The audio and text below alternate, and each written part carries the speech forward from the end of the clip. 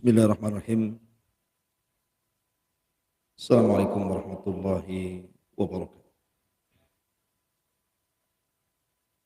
Alhamdulillah wassalatu wassalamu ala Rasulillah wa ala alihi wa sahbihi wa mawalah. Fala hawla wala quwata illa billahi wa ba'd. Kita lanjutkan hadis ke-6 dari kitab Arba'in Nawawi. Qala al-muallif rahimahullahu ta'ala al-imam an-Nawawi an Abi Abdillah Nu'man ibn Bashir radhiyallahu anhum. Qala sami'tu Rasulullah sallallahu alaihi wasallam yaqul innal halala bayyin wa innal harama bayyin wa bainahuma umurun mushtabihat la ya'lamuhunna katsirun minan nas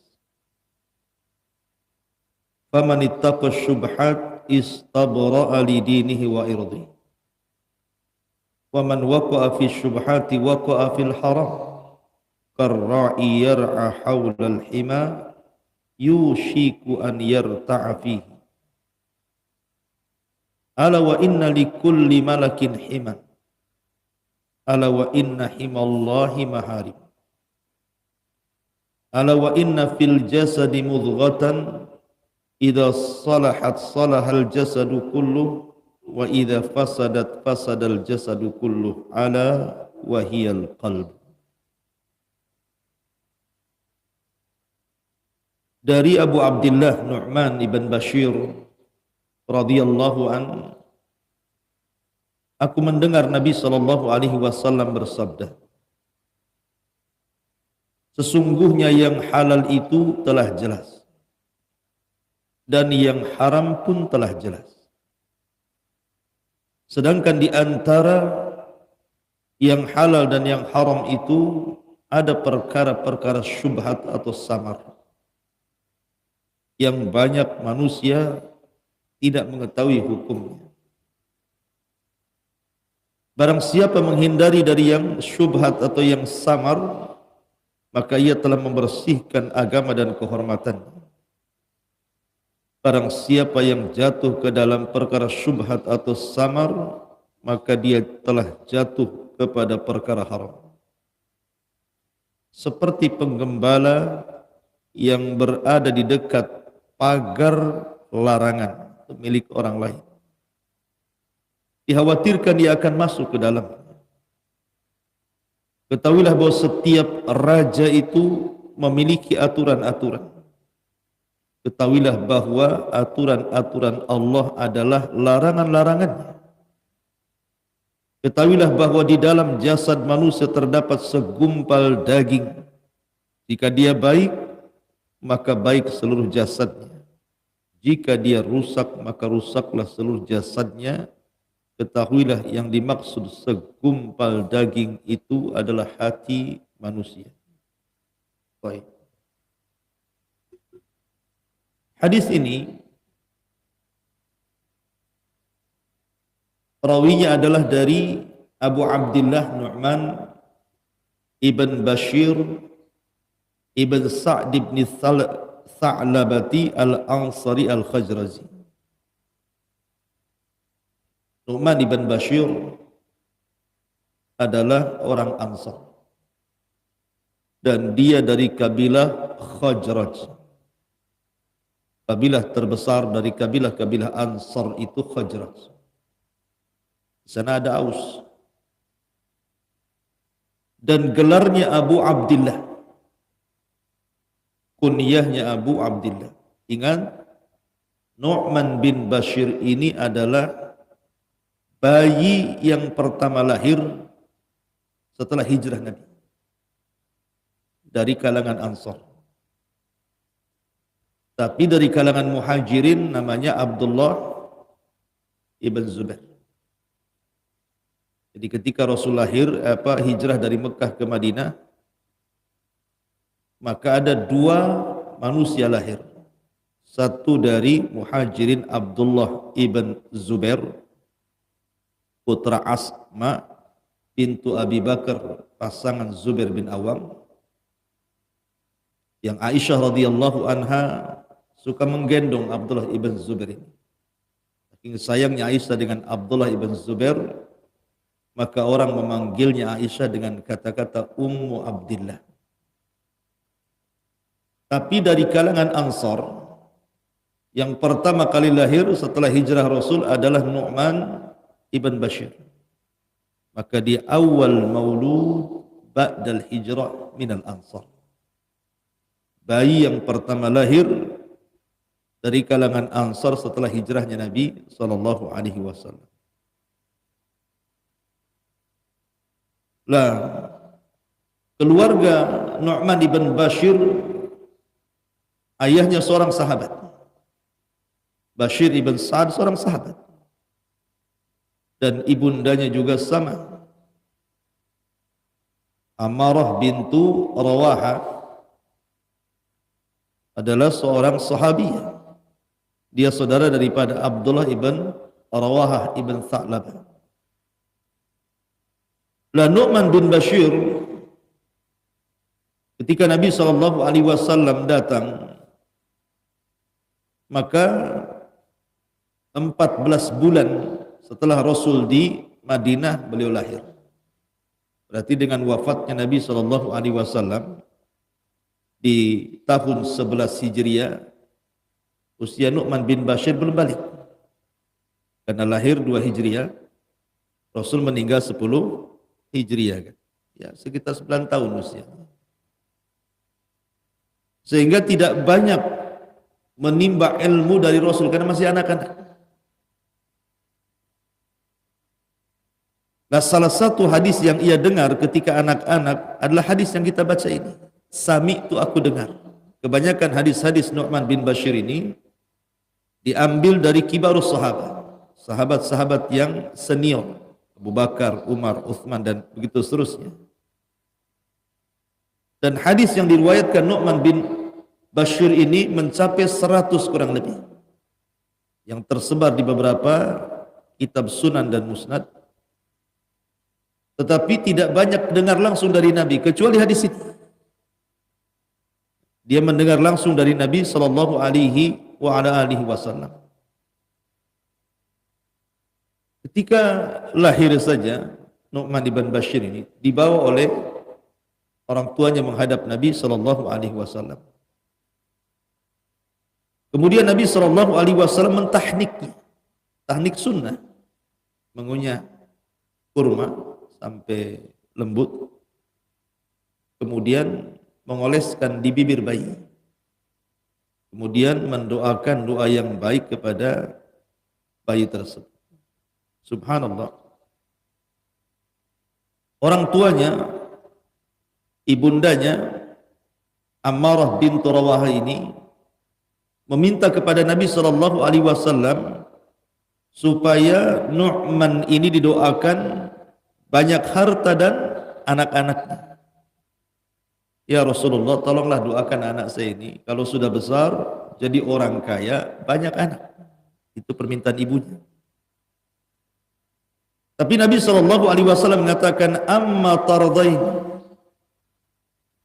an ya'isa kama'asa khala, kama'asa khaluhu, asha hamidan wa kutila syahidan wa dakhala al-jannah.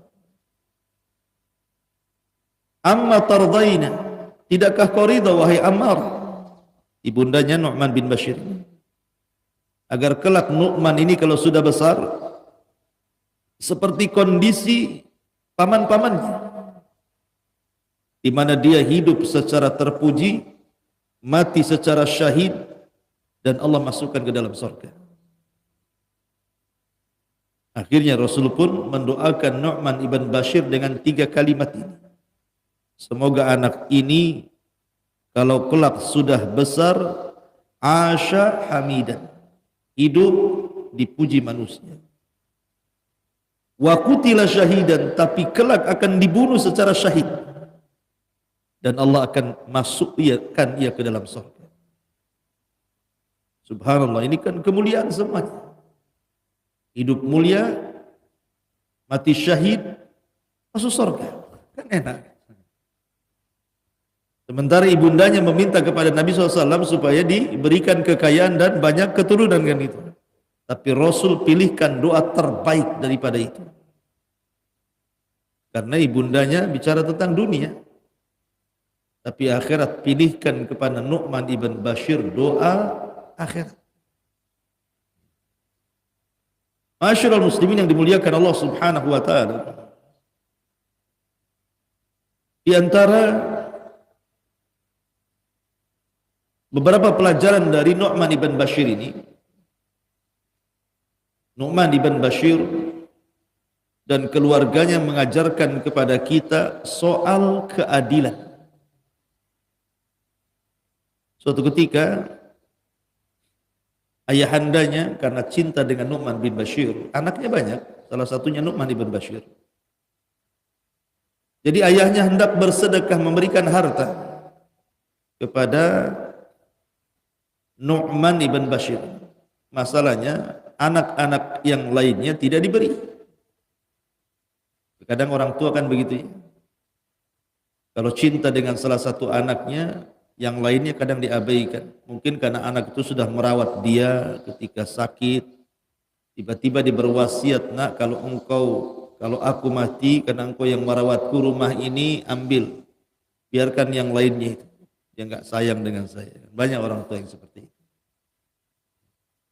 Lah, ayahanda Nu'man ibn Bashir ini memberikan harta kepada Nu'man dan tidak memberi kepada anak-anak yang lainnya. Tapi istrinya Ammarah ibn Rawahah ini kurang setuju. Karena tidak dibagi rata anak-anak. Sehingga kemudian ibundanya meminta suaminya, tidakkah kau datang kepada Rasul meminta persaksian bahwa engkau memberikan harta itu kepada Nu'man ibn Bashir dan mengapa tidak memberikan kepada yang lainnya? Maka berangkatlah ayahanda Nu'man ibn Bashir dengan Nu'man ibn Bashir datang kepada Rasul supaya Rasul menyaksikan dia memberikan harta. Ketika sampai di hadapan Nabi SAW, Rasul bertanya, "Afa'alta hadza biwaladika kullihim?" Apakah engkau memberikan harta ini kepada semua anak-anakmu selain Nu'man? Maka dia mengatakan, la, tidak. Aku hanya memberikan kepada Nu'man saja. Maka Nabi SAW mengatakan, ittaqullaha wa'dilu fi auladikum. Bertakwa kepada Allah. Adilah dalam pembagian kepada anak-anak kalian. Maka kemudian bapaknya kembali dan memberikan pembagian yang rata kepada anak-anak. Dari sini peristiwa Nu'man ibn Bashir menjadi sebuah pelajaran pada kita agar kita hati-hati ketika memberikan kasih sayang kepada anak. Tetap harus adil. Adapun soal anak-anak, mungkin yang satu nakal, yang satu tidak, yang satu soleh, yang satu tidak. Itu ujian Allah Subhanahu wa taala kepada kita. Karena tidak semua anak itu baik, tidak semua anak itu jahat. Pasti ada yang dipilihkan, ada yang baik, ada yang jahat, untuk ujian bagi orang tuanya. Kemudian di antara kalimat yang luar biasa dari Nu'man ibn Bashir adalah, alastum fi ta'amin wa syarabin ma syi'tum. Ini di zaman sahabat. Nu'man ibn Bashir melihat kemegahan, karena kan dia kan jadi wali, jadi gubernur di zaman Muawiyah di Kufah, diangkat jadi gubernur di Kufah ketika di zaman Muawiyah menjadi penguasa. Setelah Hasan ibn Ali menyerahkan kekuasaannya kepada Muawiyah. Muawiyah itu suka dengan Nu'man bin Bashir. Padahal ma'asyiral muslimin yang dimuliakan Allah Azza wa Jalla, Nu'man ibn Bashir ini adalah salah seorang yang diutus oleh keluarga Utsman ibn Affan saat terbunuh. Utsman kan dibunuh dengan cara sadis oleh kelompok Sabaiyah. Bahkan istrinya sampai jari-jarinya putus, terkena sabetan pedang gara-gara membela suaminya Utsman bin Affan, Nailah. Lah yang membawa pakaian yang berlumuran darah Utsman dan juga potongan jari istrinya itu, yang membawa ke Syam adalah siapa? Nu'man bin Bashir. Dia membawa pakaian Utsman yang berlumuran darah dan jari jemari Nailah, istri daripada Utsman, dibawa ke Syam. Kemudian diserahkan kepada Muawiyah ibn Abi Sufyan. Ghadib. Tentu Muawiyah murka. Kenapa? Karena Utsman itulah masih satu kerabat dengan Muawiyah, dari sama-sama dari Bani Umayyah. Dan yang menempatkan dia gubernur pun adalah Utsman bin Affan. Makanya kemudian Muawiyah ibn Abi Sufyan senang dengan Nu'man ibn Bashir dan menjadikannya wali di Kufah. Nah di Syam itu kan kehidupannya beda dengan Mekah dan Madinah. Mereka penuh dengan dunia, kenikmatan. Sehingga Nu'man ibn Bashir radhiyallahu anhu mengatakan, alastum fi ta'amin wa syarabin masyitum? Bukankah kalian hidup senang, banyak makan, banyak minum, kalian bisa makan dan minum sesuka kalian? Apa kata Nu'man? Laqad ra'aitu nabiyakum. Aku telah melihat nabi kalian. Wa ma yajidu minad daqali ma yamla'u batna. Beliau tidak pernah makan enak. Bahkan beliau hanya makan daqal. Daqal itu kurma yang sudah kering sekali. Itulah yang memenuhi perut nabi kalian Muhammad sallallahu alaihi wasallam. Adapun wafatnya Nu'man ibn Bashir radhiyallahu an, wafat setelah Yazid ibn Muawiyah. Muawiyah meninggal, kemudian kekuasaannya diserahkan kepada anaknya Yazid ibn Muawiyah. Lah, ketika Yazid ibn Muawiyah meninggal dunia, maka diteruskan dengan anaknya namanya Muawiyah bin Yazid. Jadi nama orang itu bolak-balik di situ aja kan. Kakeknya Muawiyah, anaknya Yazid bin Muawiyah, anaknya lagi Muawiyah bin Yazid. Kalau orang dulu kan biasanya dicantel-cantelkan nama orang tuanya, nama kakeknya gitu. Sama juga sekarang gitu, namanya panjang-panjang diselipin nama dia gitu.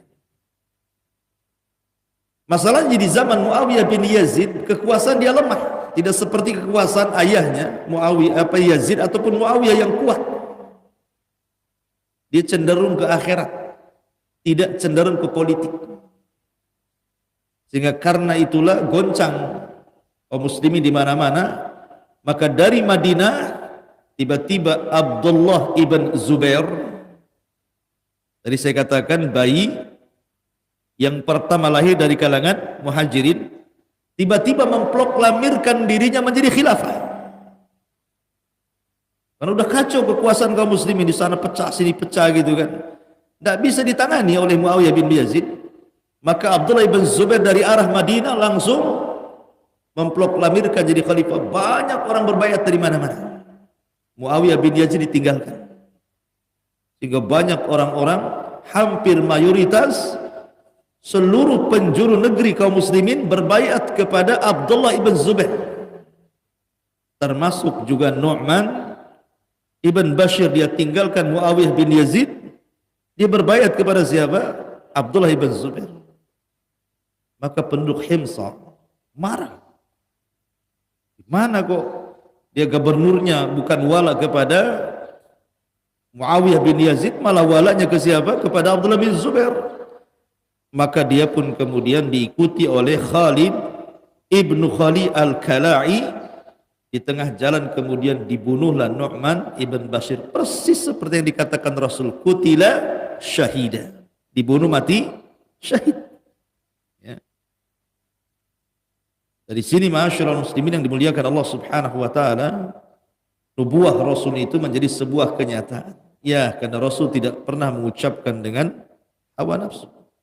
Yang Rasul ucapkan itu wahyu yang diwahyukan kepadanya. Banyak hadis-hadis yang diriwayatkan Nu'man bin Bashir. Salah satunya hadis yang ma'ruf tentang fase-fase yang akan dilalui manusia. Ada namanya fase nubuwah, dari Adam sampai Rasulullah. Ada namanya fase khilafah, khulafaur rasyidin, dari zaman Abu Bakar sampai zaman Hasan ibnu Ali. Ada fase namanya mulkan a'zhar, fase dinasti. Fase dinasti itu artinya kerajaan diwariskan kepada keluarga. Dan itu sejak zaman Muawiyah ibn Abi Sufyan, pengasas daulah Umayyah, sampai runtuhnya Ottoman, Turki Utsmani. Ya kan? Itu masih kerajaan dinasti. Tetapi mereka masih bagus walaupun banyak kezaliman. Karena mereka masih mengacu pada syariat Islam. Baru kemudian fase keempat disebut mulkan jabariyah, penguasa-penguasa zalim dan diktator sejak runtuhnya Turki Utsmani sampai hari ini, sampai nanti menjelang munculnya fase terakhir kembali ke zaman khilafah. Namanya Khilafatul Mahdi, kekuasaan dipegang Imam Al-Mahdi. Lah hadis ini diriwayatkan siapa? Yang meriwayatkan Nu'man bin Bashir. Kemudian juga Nu'man bin Bashir meriwayatkan beberapa hadis seperti hadis pentingnya seseorang al-amru bil ma'ruf wan nahyi 'anil munkar. Pentingnya bukan hanya mengajak manusia kepada kebaikan, cegah juga kemungkarannya. Kemudian beliau mempermisalkan dengan sebuah kapal. Ya, ini juga hadis juga dari Nu'man bin Bashir, di mana ada kapal dua tingkat, yang tingkat bawah kalau minta minum ke atas. Akhirnya kasihan, merasa terganggu, yang di bawah kemudian berinisiatif untuk membolongi kapal, ngambil air dari bawah. Ini kalau dibolongi kapal, tenggelamlah kapalnya. Kalau yang dek 2 tidak memberikan teguran kepada yang di bawah, semua tenggelam. Itulah permisalan orang yang mengajak kepada kebaikan dan tidak mencegah kepada kemungkaran. Lah salah satu hadis yang kita akan bahas adalah hadis al-halalu bayyinun wal haramu bayyinun, dan ini adalah hadis asal tentang masalah zuhud dan wara. Hadis Nu'man bin Bashir al-halalu bayyin wal haram bayyinun wa bainahuma umurun mustabihat ini yang kita akan bahas adalah asal dari kaidah tentang fadlul zuhdi wal wara. Pentingnya kita zuhud dan pentingnya kita wara. Apa sih bedanya zuhud dengan wara itu? Kita sering mendengar penting zuhud, wara. Zuhud itu tingkat tertinggi daripada wara. Wara dulu baru zuhud. Jadi wara itu muqaddimatuz zuhdi. Dia muqaddimahnya untuk jadi zuhud itu wara dulu antum. Karena wara itu tarku ma yukhsha dararuhu fil akhirah. Anda meninggalkan sesuatu yang memadaratkan Anda untuk akhiratnya. Meninggalkan sesuatu yang memadaratkan untuk akhirat kita disebut wara namanya. Tapi zuhud sedikit berbeda, karena zuhud itu tarku ma la yanfa fil akhirah, meninggalkan sesuatu yang tidak bermanfaat untuk akhirat. Saya ulangi, kalau wara meninggalkan sesuatu yang membahayakan akhiratnya. Kalau zuhud meninggalkan sesuatu yang tidak bermanfaat untuk akhiratnya. Apa bedanya? Kalau meninggalkan sesuatu yang memadaratkan untuk akhiratnya, berarti meninggalkan sesuatu yang haram dan syubhat. Itu disebut wara namanya. Kalau antum meninggalkan syubhat apalagi yang haram, berarti antum wara. Tetapi kalau antum meninggalkan sesuatu yang tidak bermanfaat karena takut akan memadaratkan akhirat, berarti antum meninggalkan sesuatu yang mubah. Sesuatu yang mubah, yang tidak ada manfaatnya, tidak ada dosa, tidak ada pahalanya, mubah itu kan. Antum sepak bola mubah, olahraga mubah, tapi antum tinggalkan. Hal-hal yang sifatnya mubah antum tinggalkan karena ingin mengejar akhirat, itu disebut zuhud. Berarti wara ini muqaddimah zuhud. Paham sampai sini? Baik. Ya. Baik. Nabi mengatakan innal halala bayyin. Sesungguhnya perkara halal itu sudah jelas. Wa innal harama bayyinun. Yang haram juga sudah jelas.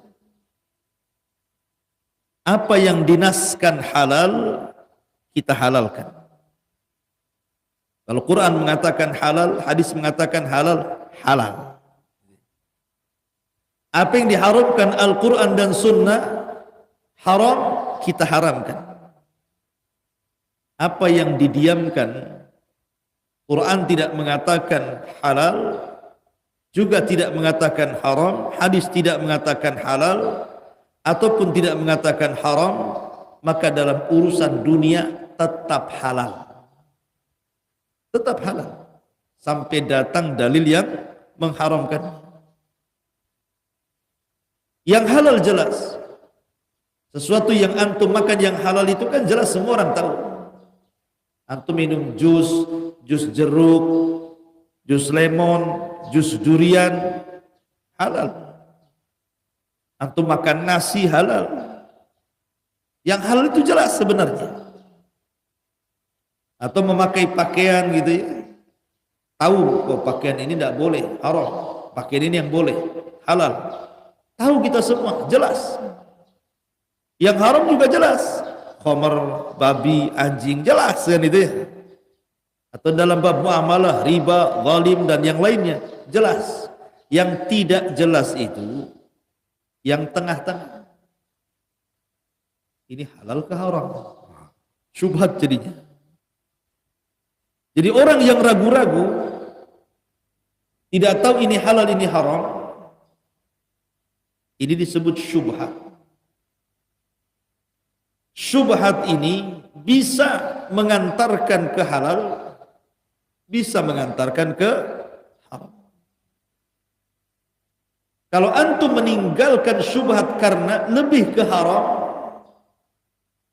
antum meninggalkan syubhat karena lebih ke haram, itu disebut wara. Kalau antum meninggalkan syubhat padahal lebih ke halal, itu disebut zuhud. Makanya tingkatan zuhud lebih tinggi dibandingkan wara. Lalu kenapa kemudian timbul syubhat? Syubhat itu kan samar. Ada beberapa, karena di sini Allah mengatakan, Rasul mengatakan, wa bainahuma umurun mushtabihat la ya'lamuhunna katsirun minan nas. Dan di antara halal dan haram yang jelas itu ada perkara-perkara samar yang tidak diketahui banyak manusia. Artinya ada yang tahu hukumnya, ada yang tidak tahu. Tapi kebanyakan tidak tahu. Seperti umpamanya ikhtilaf ulama. Ulama berselisih pendapat. Di zaman para sahabat saja, terkadang ada beberapa sahabat itu tidak sampai keterangan kepada dia, terjadi perselisihan. Contoh, Sa'ad bin Abi Waqqas. Di awal Islam kalau ruku itu kita harus tatbik begini. Pegang sini ya. Kemudian ruku. Itu di permulaan sholat.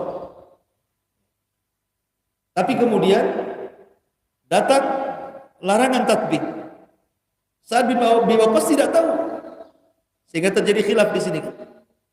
Karena Sa'ad bin Abi Waqqas tidak tahu tentang bahwa hadis itu sudah dimansuh, dilarang.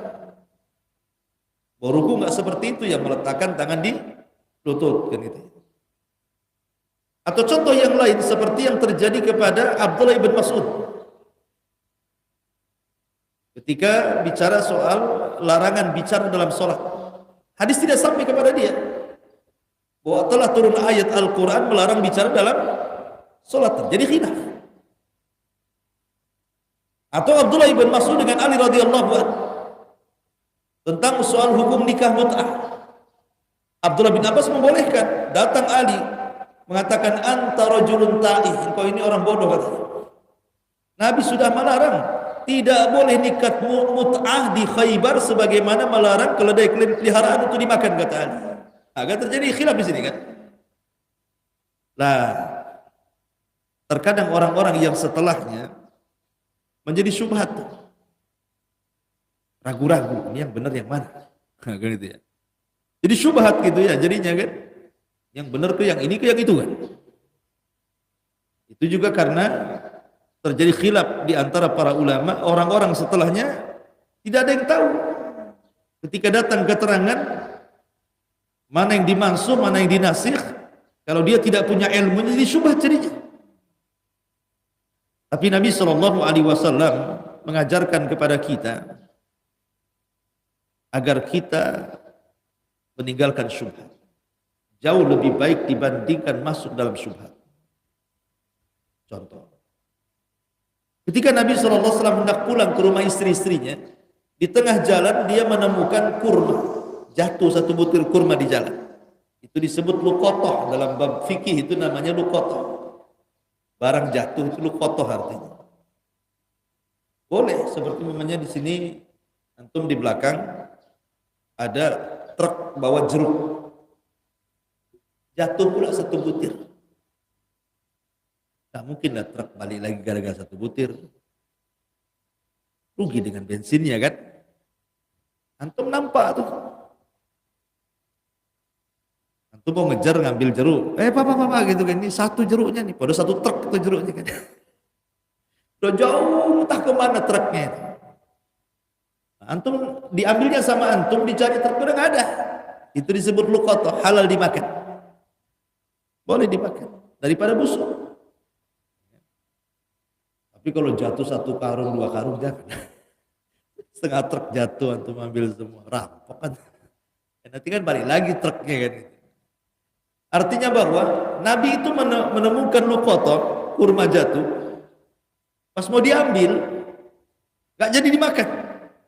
Kenapa? Takut kurma ini kurma sedekah. Gak jadi makan. Warok.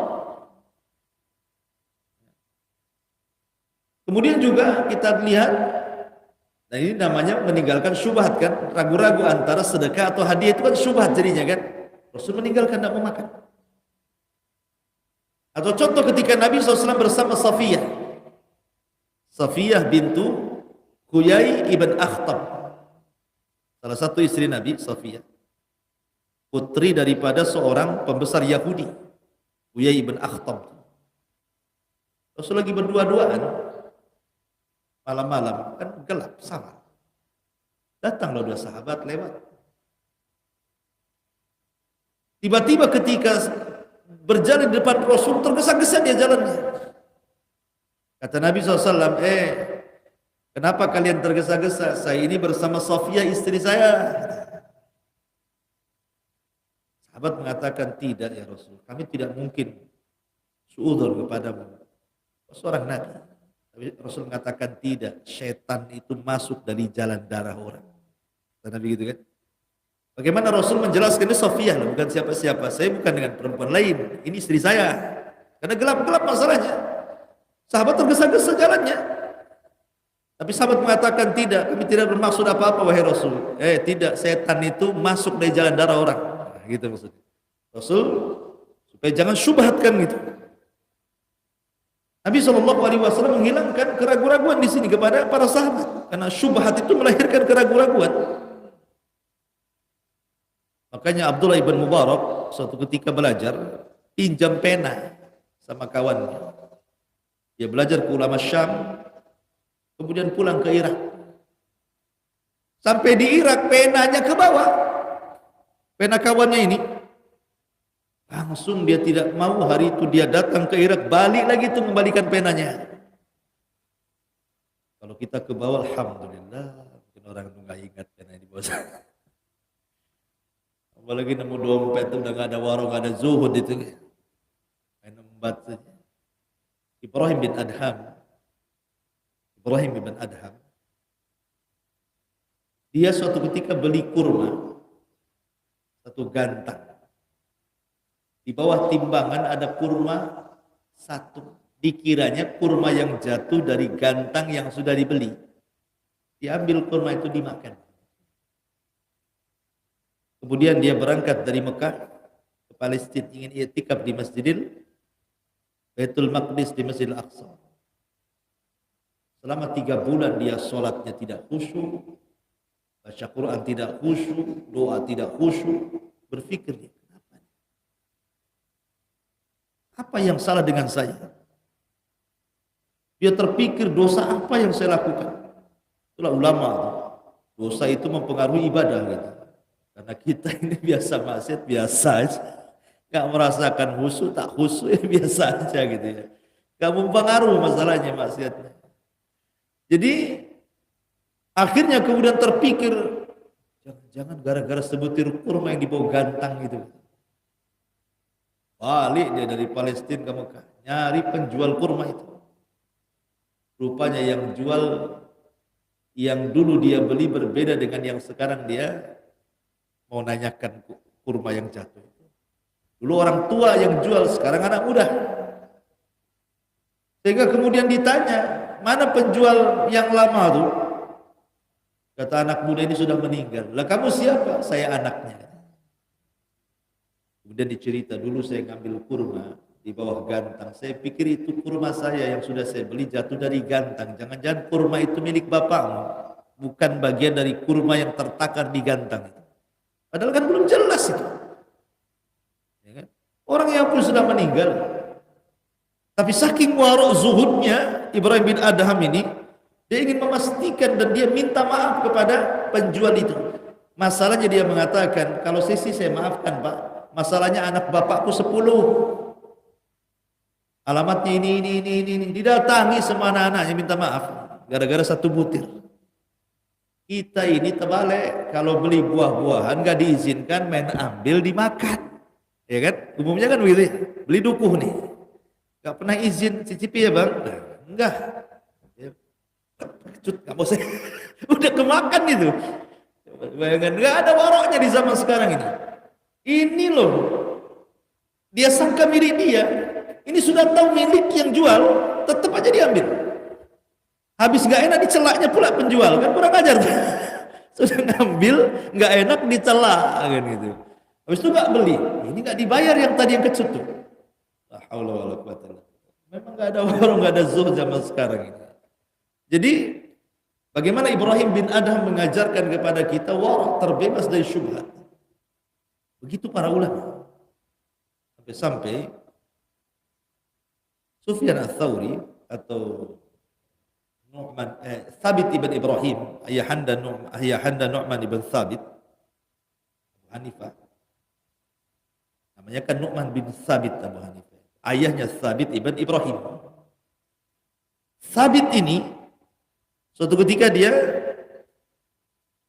memakan 1 butir apel yang ada di air yang mengalir. Karena dia sedang lapar, sedang haus, kok nemu air, kan namanya thalabul ilmi zaman dulu kan jalan kaki. Nemu sungai, wah seneng dia. Sudah lapar, ada apel pula di situ. Ya kan? Terbawa arus air, termakan baru 1 suap, terpikir, ini apel siapa ini? Nah, kan orang dulu begitu. Yang apel orang. Dicarinya sampai dari hilir ke hulu. Rupanya di hulu ada kebun apel. Jangan-jangan dari sini. Coba minta maaf. Supaya dimaafkan, dia sudah termakan sedikit. Kalau kita jangan nemu dompet. Dompetnya dibuang, isinya diambil. Sekarang ya kan. Bahkan Sufyan Ats-Tsauri dia bekerja di kebun delima. Majikannya mengatakan, ambilkan ya Sufyan bin Tsauri, ambilkan delima. Ambil delima. Kecut. Marah majikannya. Kau sudah bekerja berapa bulan di sini? Sekian bulan wahai Tuhan. Ambilkan lagi. Kecut lagi sampai 3 kali. Kenapa kau tidak bisa bedakan mana delima manis, mana delima kecut, mana delima yang berkelas, mana tidak? Mana delima ini ciri-cirinya enak, ini ciri-cirinya enggak? Apa kata Sufyan Ats-Tsauri? Bukan saya tidak bisa membedakan, wahai Tuhan. Saya selama tinggal dan bekerja di kebunmu ini, Engkau tidak mengizinkan aku untuk memakannya, baik yang ada di tangkainya ataupun yang jatuh. Sebab itu aku nggak bisa membedakan mana rasa. Kan itu kan. Kalau sekarang penjaga kebun, dia yang pertama kali makan buaya. Majikan saya itu punya kebun mangga dulu. Yang pertama jual itu yang punya kebun.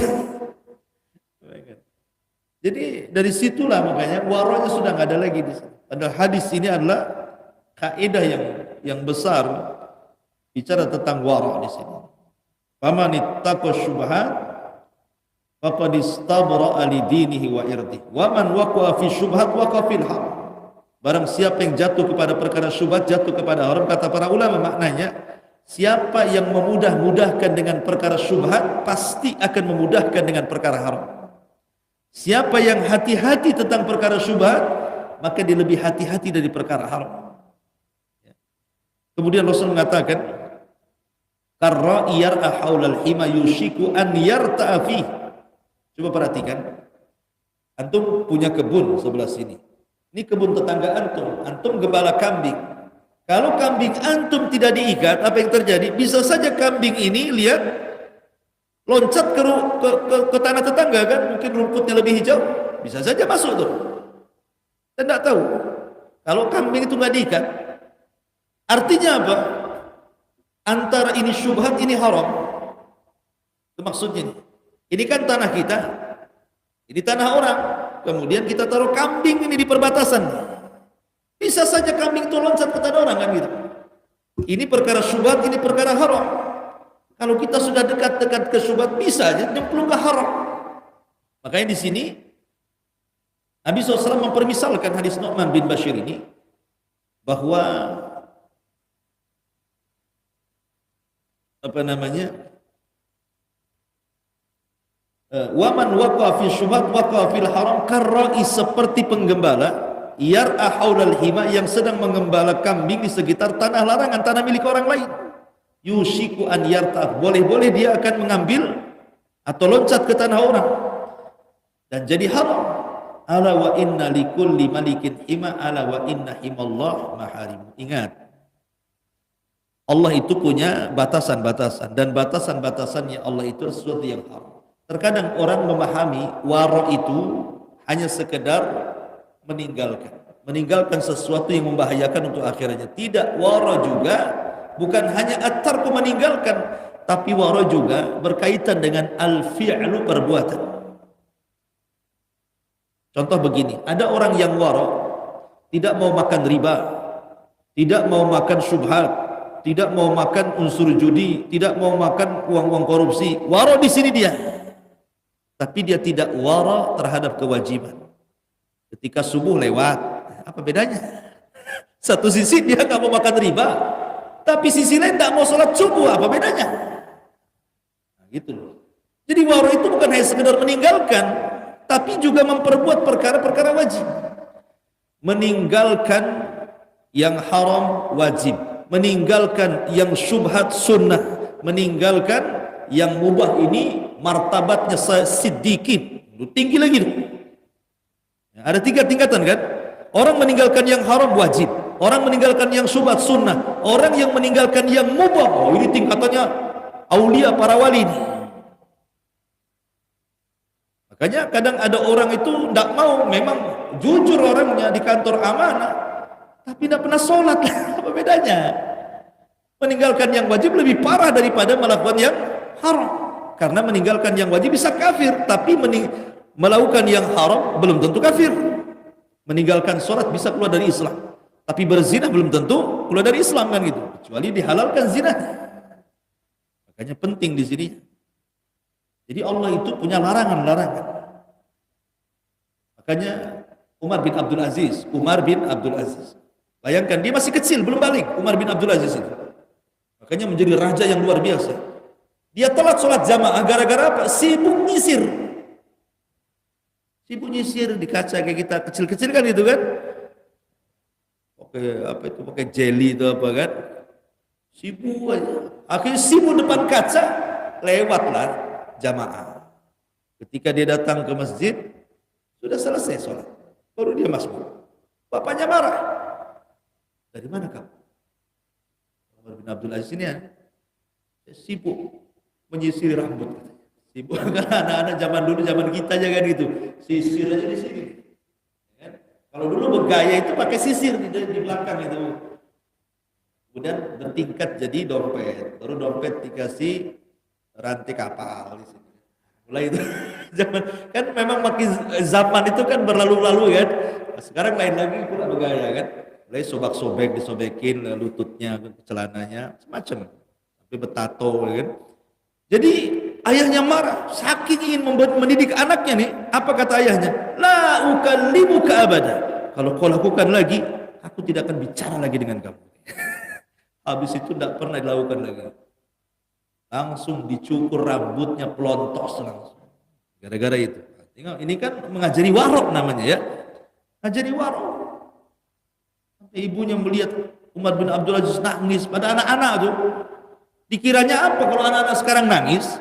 Apa? Minta jajan, kan gitu ya? Lapar, mainannya nggak dibelikan. Oh itu nangis tuh. Dilarang main, nangis. Ini tidak. Umar bin Abdul Aziz ditanya ibunya. Ya bunai lima tabki. Hei anakku, kenapa kau nangis? Ini anak-anak. Apa kata Umar bin Abdul Aziz? Tadzakartul maut. Aku ingat kematian, wahai ibuku, aku menangis. Ini anak-anak coba ingat mati. Kita ada beruban nggak ingat mati. Hari-hari antum lihat kuburan Tamyang itu ingat mati juga. Coba kadang-kadang kita ini kan woronya nggak ada. Ya. Itu Umar bin Abdul Aziz mengajarkan satu pelajaran besar bagi kita kan.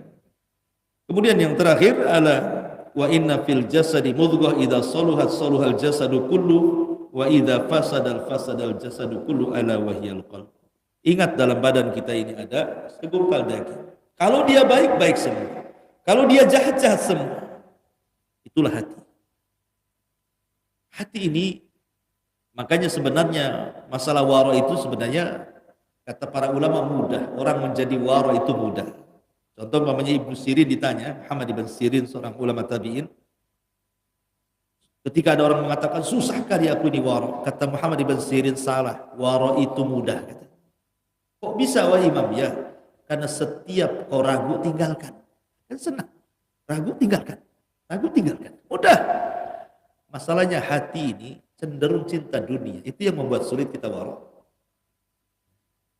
Makanya membersihkan badan itu paling mudah. Antum beli molto, beli apa gitu ya. Sabunnya aja badan antum. Piring saja bisa bersih, apalagi badan. Kan itu ya, pakai sunlight gitu ya. Tapi tidak bisa hati dicuci dengan sunlight. Antum minum sunlight, bersih hati antum, tidak bisa. Mati antum. Membersihkan hati itu sulit. Makanya perlu membiasakan. Makanya kenapa kata Imam Ibnul Qayyim rahimahullahu ta'ala, bagaimana orang itu akan selamat hatinya kalau punya istri tidak nyayangi suaminya, kalau punya tetangga nggak bisa memberikan keamanan kepada tetangganya, kalau punya pekerjaan tetapi tidak pernah menghasilkan kerjanya, kalau punya musuh tidak pernah tidur terus melihat antum, gimana caranya antum hancur itu? Gimana akan tenang hatinya orang itu? Punya istri nggak sayang sama antum. Coba istri yang nggak sayang itu buat sakit hati kan? Udah susah di luar, masuk rumah mau kuadrat susahnya. Punya tetangga sih ganggu saja kan itu. Punya musuh terus saja. Jadi bagaimana bisa tenang? Makanya penting seseorang itu satu cari istri penyayang. Dua, cari tetangga yang baik. Tiga, cari pekerjaan yang bagus. Keempat, jangan cari musuh. Tenang hati. Karena ketenangan hati itu penting. Wallahu a'lam bishawab. Ini yang disampaikan dan bermanfaat. Subhanaka wa bihamdika asyhadu an la ilaha illa anta astaghfiruka wa atubu ilaik. Allahu taala alam. Assalamualaikum.